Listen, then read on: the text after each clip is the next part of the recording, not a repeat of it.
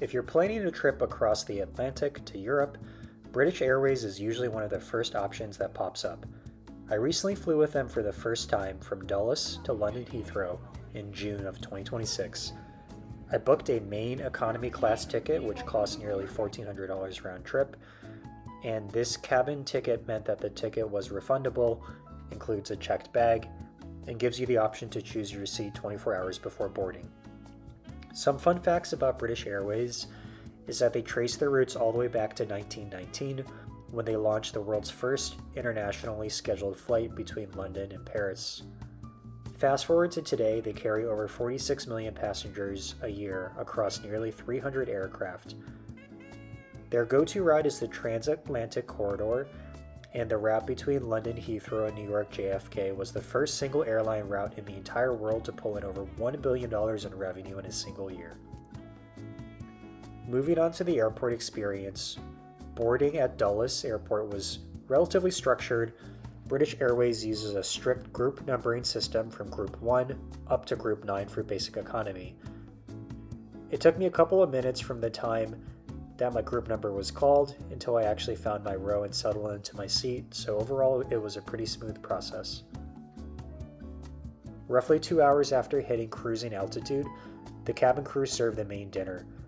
The choice was between a chicken option, which was Indian butter chicken, or a vegetarian pasta dish, which was gnocchi with marinara sauce.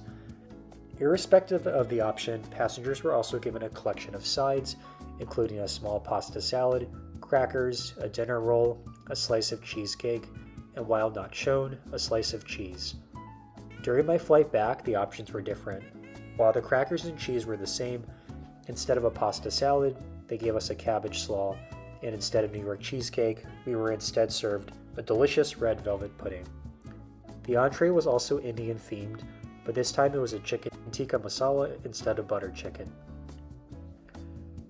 Overall, what you're served is typical international airline food. Nothing you would rave about, but it was definitely pretty good. Drink service was also provided 3 times during the course of the 7-hour flight, including once about 30 minutes before dinner. The seatback screen was responsive, and it had a very good collection of probably 100 movies and a ton of TV shows as well. What about space and comfort, which was a particularly important consideration on my red-eye flight?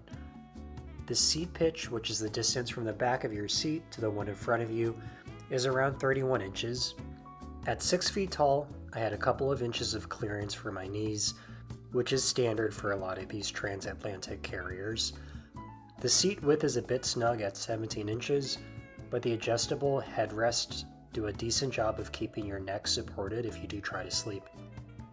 Because the flight was a red-eye, every seat also included a thin blanket and a small pillow. Additionally, everyone was given a pack of cheap wired headphones for watching movie and TV shows on the seat's TV screen.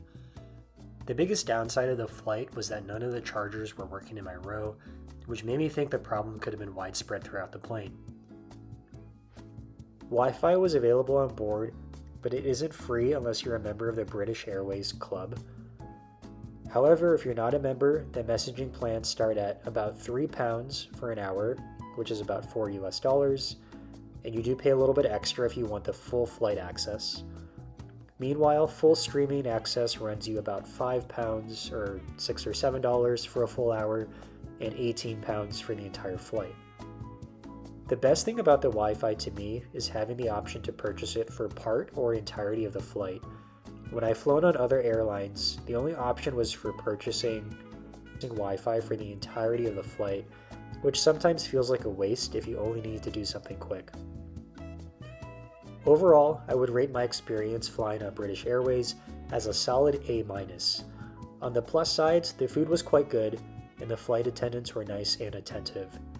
The seats were more well-cushioned than they looked, and with the inclusion of a small pillow and blanket, it's definitely easy to get a few hours of sleep if you're flying a red-eye flight. Thanks for watching. If you like this video, then drop a like, hit subscribe, and I'll see you in the next one.